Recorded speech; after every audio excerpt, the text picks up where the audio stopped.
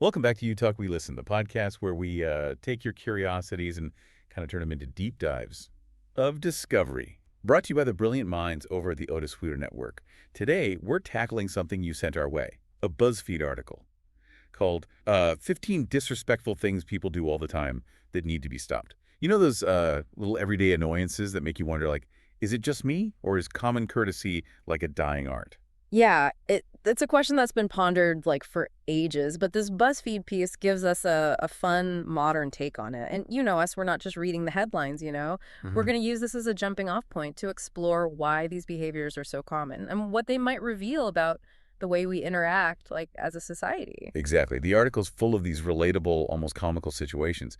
But underneath that humor, there are some fascinating social dynamics at play. So buckle up, because we're diving deep into four key themes. First up, the wild world of transportation. Oh, yes, where personal space goes to die. A slow, honking death. The article immediately calls out tailgating, which, let's be honest, is the highway equivalent of someone breathing down your neck in line at the grocery store. You're going the speed limit, there's nowhere to go, and yet there they are, inches from your bumper. And it's not just on the roads. The article also mentions people blasting music while hiking. I mean, come on, we all have our favorite tunes. But isn't the whole point of being out in nature to, enjoy the sounds of nature? It's like they're bringing their own personal concert to a space that's meant to be shared. This actually taps into a much larger trend we're seeing, which sociologists call the privatization of public space. Think about it. Headphones, smartphones, even personalized news feeds. We're increasingly customizing our experience of the world around us, and that can sometimes lead to a disconnect from the shared reality of those who are physically around us. Yeah. It's almost like we're so used to having our own little bubble that we forget there are other people whose bubbles we might be, shall we say, bursting. Precisely. And you see this play out in another transportation-related tension point. The article brings up the eternal battle between cyclists and drivers. Each side feels the other is encroaching on their territory, ignoring the rules, and generally just being a It's nuisance. like a constant blame game, right? Mhm. Drivers complain about cyclists weaving in and out of traffic, while cyclists point out that drivers aren't respecting bike lanes. And you know what? Sometimes both sides have a point. What's fascinating to me is that this conflict often boils down to a lack of empathy. We're so focused on our own frustration, our delayed commute, our perceived danger, that we forget to consider the perspective of the other person. And this brings us to a seemingly minor but oh so symbolic annoyance: the unreturned shopping cart. Ah, yes, the ultimate test of civic virtue. Is it just laziness? A Yeah. lack of awareness? Or, as the article suggests, a deeper disregard for the shared space and the people who have to, deal with the consequences? That's the million-dollar question, isn't it? What's interesting is that unlike something like tailgating, which can feel like a personal attack, a scree shopping cart is a more passive form of disrespect. It's not directed at any one person, but it still affects the overall environment and the people working in it. Yeah, it's like a tiny act of rebellion against the unspoken social contract of, let's all try to make this shared space a little bit better. And you know what? It's pretty telling that something so simple could become such a source of frustration. It speaks to our deep-seated need for order, consideration, and maybe even a sense of shared responsibility. But hey, we're just getting started. Let's shift gears from the visual chaos of stray shopping carts to another form of sensory overload. That, the article tackles, noise pollution. Ah, yes, the invisible invader of peace and quiet. It's everywhere these days, and it seems to be getting worse. The article highlights a few key culprits: phone calls on speakerphone in public places. Oh, don't even get me started on that one. It's like they think we all want to be part of their conversation about Aunt Mildred's bunions or their latest drama with the cable company. It's almost as if, with the advent of these incredible communication tools, we've forgotten the basic etiquette that used to govern our public interactions. Yeah, you're right. It's not just phones. The article also mentions loud kids in restaurants. And look, I get it. Kids are kids. But sometimes it feels like parents are letting them run wild without any regard for the other diners, trying to enjoy their meal. And then there are the more widespread forms of noise pollution, like fireworks going off at all hours, neighbors blasting music in their apartments, traffic noise. It's like a constant assault on our senses. Which raises a really interesting question. Are we becoming desensitized to noise? Are we losing our ability to appreciate quiet and respect the need for it in others? Now, that's a thought-provoking idea. Could it be that we're so bombarded with stimuli from our devices, our surroundings, that we've lost touch with the value of silence? It's a sobering thought. But let's be honest, noise pollution isn't the only way we encroach on each other's space and sanity. This whole issue of personal responsibility or lack thereof is another big theme that the article digs into. We'll explore that right after a quick message from our sponsor. Welcome back to YouTube We Listen, where we're, exploring the curious world of everyday disrespect. Before the break, we were talking about how noise pollution might be eroding our appreciation for peace and quiet. But now let's turn our attention to something a bit more tangible, the mess we sometimes leave in our wake. Okay, so we've all seen it, right? The restaurant table piled high with dirty dishes and crumpled napkins, the shopping cart abandoned in the middle of the parking lot, the dog waste left in the aisle of a store. Seriously, folks, some lines just shouldn't be crossed. It's true, some examples are definitely more egregious than others, but what unites them is a seeming lack of awareness, or maybe even like a deliberate disregard for the impact our actions have on others. Yeah, the article calls this out as a sense of entitlement. I think that's a really insightful observation. It's like Mhm. there's a disconnect between the mess we create and the expectation that someone else will clean it up. We're paying for a service, so why should we lift a finger? Hmm. That's one way to look at it. But if we dig a little deeper, I think there might be some interesting psychological factors at play here as well. For example, there's a concept in social psychology called the diffusion of responsibility. Basically, the more people there are around, the less likely we are to feel personally accountable for taking action. Oh, so if everyone's leaving their trays on the table at the food court, it's easier to just go with the flow Yeah. and do the same thing. Exactly. We tell ourselves someone else will take care of it or it's not that big of a deal. But those small choices multiplied by hundreds or thousands of people create a real impact. And it's not just in public spaces. The article also mentions people who don't clean up after themselves in someone else's home, leaving dishes in the sink, clothes strewn about. It's like they're treating their friend's place like a hotel. hmm And that's where the concept of social norms comes into play. In our own homes, we might have different standards of cleanliness than we do in a public space or in someone else's home. But good manners dictate that we adjust our behavior to the context. Right. It's about being mindful and respectful of the space and the person who lives there. I mean, nobody wants to be that friend who leaves a trail of crumbs and clutter in their wake. It's just not cool. And yet it happens all the time, which suggests that maybe we need to be more intentional about teaching and reinforcing these social norms because ultimately it's about more than just cleaning up after ourselves, right? It's about recognizing that our actions have consequences, and those consequences often affect other people. It's about empathy, right? Putting ourselves in the shoes of the person who has to clean up our mess, the person who trips over our abandoned shopping cart, or the person whose peaceful evening is disrupted by our loud music.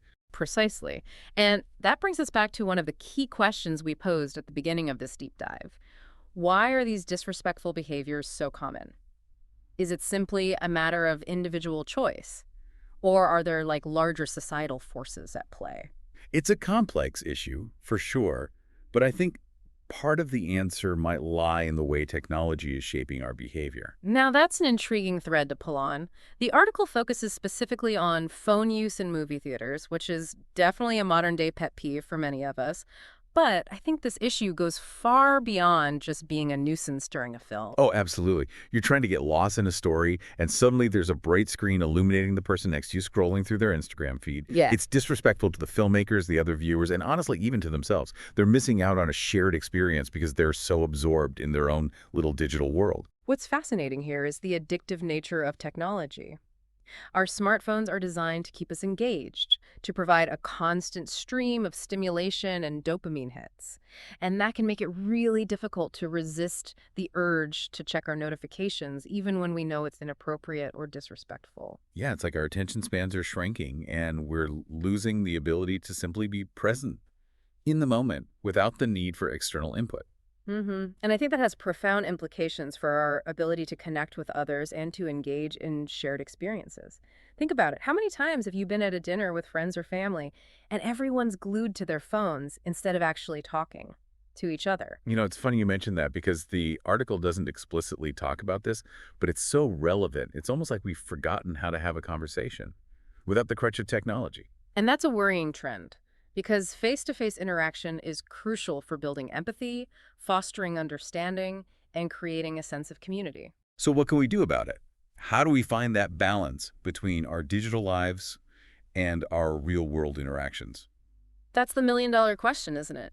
I think it starts with awareness, recognizing that we have a choice in how we engage with technology and being mindful of the impact our choices have on ourselves and those around us. It's about setting boundaries, right? Yeah. Maybe putting our phones away during meals, dedicating specific times for screen-free interaction, or simply being more present in the moment when we're with others. Exactly. And it's not just about reducing screen time, it's also about using technology in ways that promote connection and understanding. There are so many amazing tools out there that can help us connect with people from different backgrounds, learn about different cultures, and engage in meaningful conversations. So technology isn't inherently bad, it's how we use it that matters. Precisely. It's a tool, and like any tool, it can be used for good or for ill. It's up to us to choose how we wield it.